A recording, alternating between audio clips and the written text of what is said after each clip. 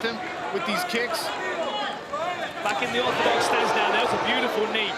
If you look closely, you can see some swelling on the calf of the lead leg of Romero, the left leg. This is potentially why he's spending a lot of time southpaw. Yoel Romero used that underhook and almost... Ladies and gentlemen, the following fight is scheduled for 3 rounds of action in the light heavyweight division and is a PFL versus Bellator contest.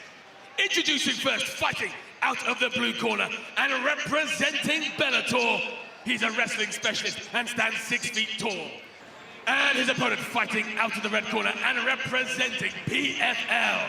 He's a striking specialist and stands 6 feet 2. He went in officially at 205.2 pounds. And in his 34-fight career, has built a record of 22 victories, 11 defeats, and 1 no contest. 15 wins coming. Thiago Santos in the blue trunks. Yoel Romero wearing black. Yo, you ready?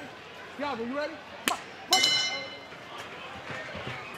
Got some hip feints from both of these guys, both threatening the rear leg kick. Both incredibly powerful, and it might be a case of whoever goes first is risking the most.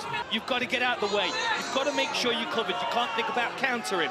Santos here is waiting to try and see where Yoel Romero is going to open up his game, where he's going to expose himself first.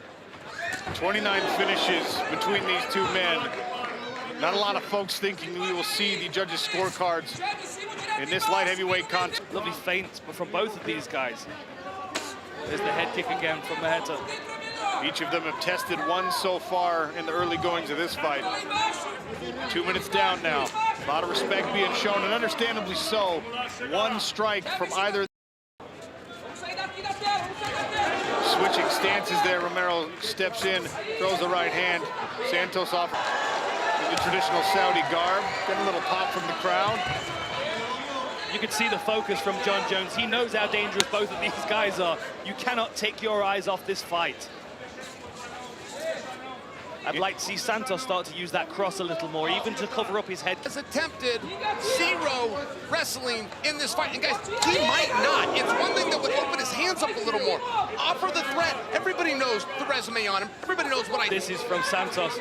A lot of respect he's giving for Yoel Romero. But what that's allowing Romero to do is to hold the center.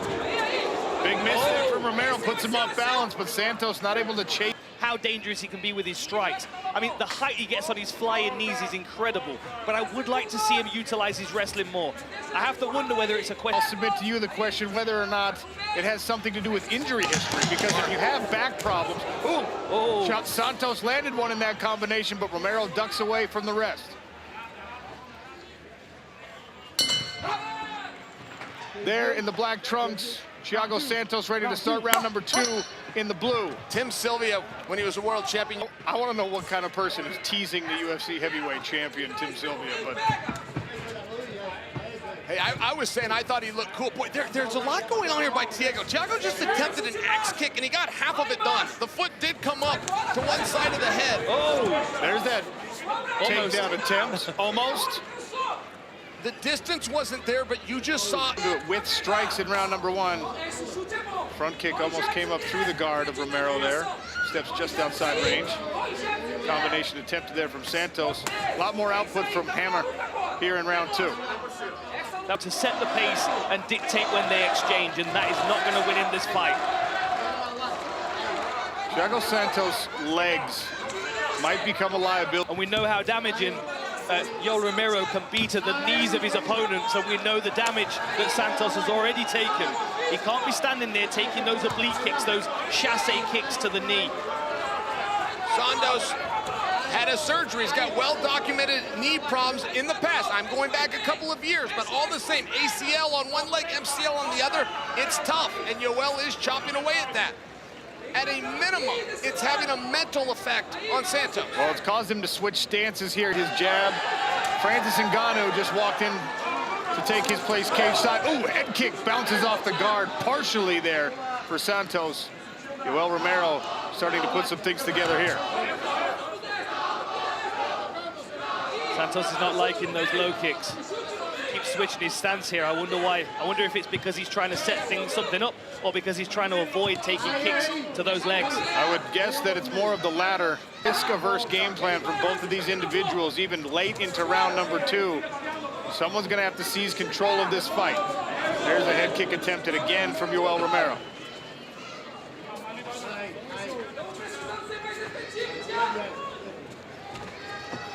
I tell you what, it's a hard one. It really is a hard one to judge and score. All right, hey, that's taking a toll here.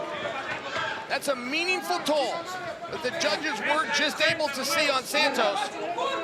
Santos has got to stay. Mike Tyson sort of took Francis's side in that whole thing, a psychological effect. Round 3, touch of the gloves.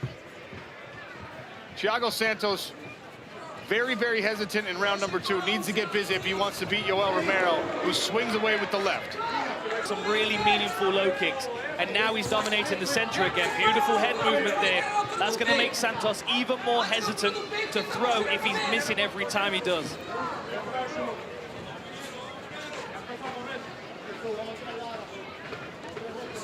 It's incredible, really, the presence that Yoel Romero has. There are a few fighters that can stand in front of you and just edge forward, and people don't want to engage them. I can feel it. From where I'm sitting, I can feel, Dan, I feel like a TKO is a moment away. But from either guy, they're both trying to finish. Who a lot of people consider the greatest fighter in the world in Jon Jones. But right now, I mean, even when he's in range, he's having a hard time letting his hands go because of that intimidation factor, because his legs are coming out from underneath him with these kicks. Back in the orthodox stance now, that was a beautiful knee. If you look closely, you can see some swelling on the calf of the lead leg of Romero, the left leg. This is potentially why he's spending a lot of time southpaw. Yoel Romero used that underhook and almost bowled Thiago Santos right over. Santos able to stay on his feet, but now he's chest to chest. Expect an elbow on the break here. Nice short knees on the inside.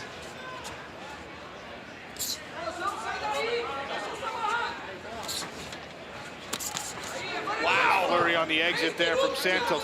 More of them to let Yoel Romero kick you in the calves a few more times. He's got to commit to some combinations here. As difficult as that is, as you saw, he just tried to plant that rear leg and his foot slipped out from underneath him.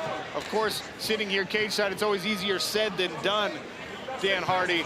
But there's high stakes in this fight. There are. Santos is moving, but he's finding it very difficult to step forward to punch. You can see that instability on his legs. Neither leg is really supporting him fully, so that's undermining his punching power. But if he starts to move forward into range and start to put volume together, something will get through. I do like the kung fu, though, from Yoel Romero. We've seen it in his career. He'll drop his hands, he'll stand there, he'll do whatever he wants. He's not scared of anything because he knows people aren't going to shoot on him. And frankly, anybody, whether Yoel's doing it. The thing is with Romero, when he starts to get excited and start to move like that, you're expecting an attack to come. Those low kicks are very telling. Redness on the inside and outside of both the legs of Santos, and that left leg calf, we can see the swelling protruding out from the front of his shin bone. Romero rushes forward. Santos tries a check hook on the retreat. And for those watching at home, the canvas is not slippery. It's just that Santos is having a hard time putting weight on both legs. So he's skidding around a little bit. And not only is it undermining his forward movement and his attack, but it's also slowing him down, escaping from range when Romero stops. Oh!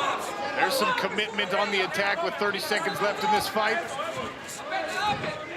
Oh, that leg really gave out. Those two bad knees, those two surgeries that Santos required. That happened in his fight with Jon Jones, and I must give him credit. He finished that fight the same as he's finishing Yoel. This man is hurt. This man is a tough competitor who's trying to win a fight. He just ate a big left hand. Didn't seem to bother him all that much in these final seconds. Ladies and gentlemen, after 3 rounds of action, we go to the judges' scorecards. The judges scored this bout 30-27, 30-27, and 29-28. All for your winner by unanimous decision, Yoel Romero!